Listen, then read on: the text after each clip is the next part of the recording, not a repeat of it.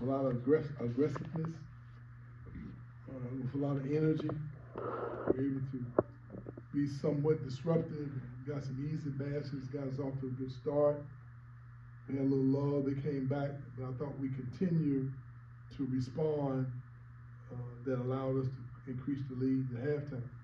But obviously, when we came out the second half, most teams, Division I teams, they're not going to just lay down and give you the victory. But after that 8-0 run, I believe that they went on, called timeout, and got us back mentally together and moved the ball, made the extra pass, got a lot of deflection and steals, and created some points off their turnover.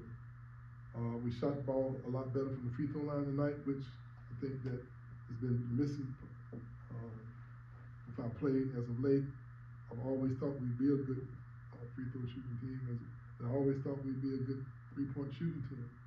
We were making 9 threes tonight, 9 threes, and that just shows that a lot of this is mental. So many new players we have in our program. I think as they settle down and become a little more comfortable with our offense and defensive system, and as coaches, we got to get a little more comfortable with the rotation of our guys. I'm still trying to get the right rotation with that many guys that we're working. And I thought that Justin Thomas came in and gave us a great defensive presence.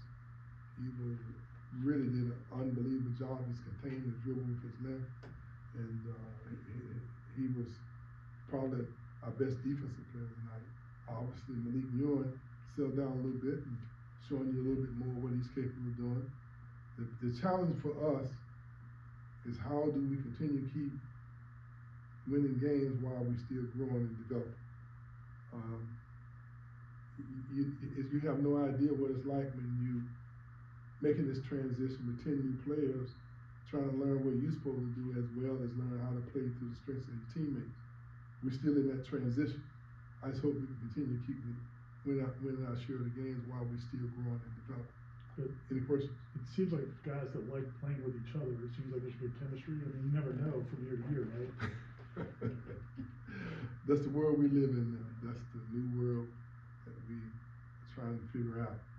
It's interesting that every time you talk to a coach, it seems like everybody has the same complaints. Just new guys adjusting, trying to get them to focus with all the distractions in their ears and the things they have to listen to. It's a new ball game, and we all got to figure out what's the best way, what's the best approach in the new climate that exists there in college athletics. It's a lot of dynamics we all have to adjust to, and the players probably get the brunt of all the distractions. How refreshing is it to have a group that really wants to play defense? When they had that run, you guys had to run because of defense. I think 4 or 5 buckets he scored were defensive. Well, no doubt about that. But that's refreshing, and I hear the encouraging words that they're giving to each other, which is refreshing. They're challenging each other. Sometimes that's a little dicey. You got guys trying as hard as they can. They make a mistake. You have a teammate barking at you. But that's part of how you develop a good flow with holding each other accountable. And that's the process you go through, especially when you have so many new guys trying to figure out the system and how they utilize their talents and their skills to make us a better team. Coaches, you talk about the development of this team. How do you feel about where they are now and where they could potentially get? We're a long way away with the consistency that we need for us to be successful. See, for years, and I've said this probably the first time you heard me say it, as coaches, we were operating with juniors and seniors that were freshmen and sophomores. And so they already had a basic idea. So the new players that would come in, they had good leadership on the sideline, in the end zone, in the locker room, trying to help accelerate their process and their progress. We don't have that anymore. We have one junior on our team who's been with us 2 years. Everybody else first and second year players. So it's a challenge in the learning process that we're going through. It's different. And I've been talking all year about now I understand how we got to change our teaching methods and our development methods. You know, we might not be able to accelerate the process like we have. We have to be a little more patient and take things a little slower so that we don't run out of bounds playing one guy going to the left that should be going to the right. That's kind of where we are right now. I don't know what Justin's situation was last year at UTSA. I know He was injured. Was he injured? Yes. How impressed? I mean, for a guy to not play last year, he seems like he has come back and not really missed a step at all, jumping up to this level in competition. His defense is excellent.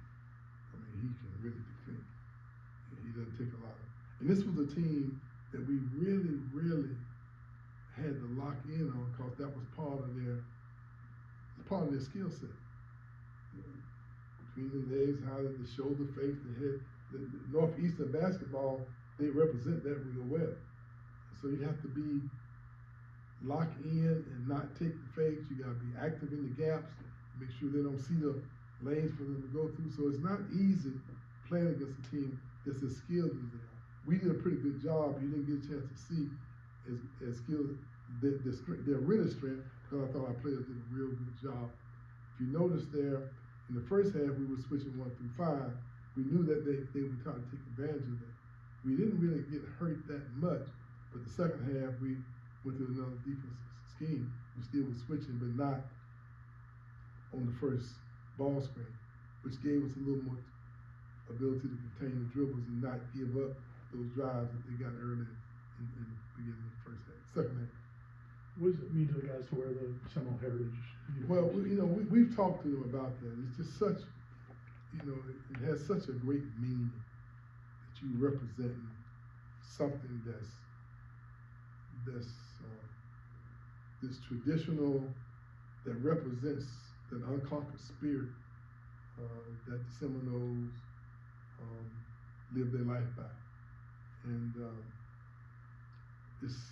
I feel honored because I can use my imagination and think about what they went through and how they fought, for the land that they rightfully own, and the adjustment they had to make with people coming from all different parts of the world and creating change for them. It was, but they maintained their dignity and their strength, and you realize that that's what we represent. That strength, never giving up, unconquered, but making the adjustment that you had to make and moving on. Can't say anything, but you gotta just honor them for for allowing us to utilize their strength and their heritage. All right, fellas. Thanks, Leonard.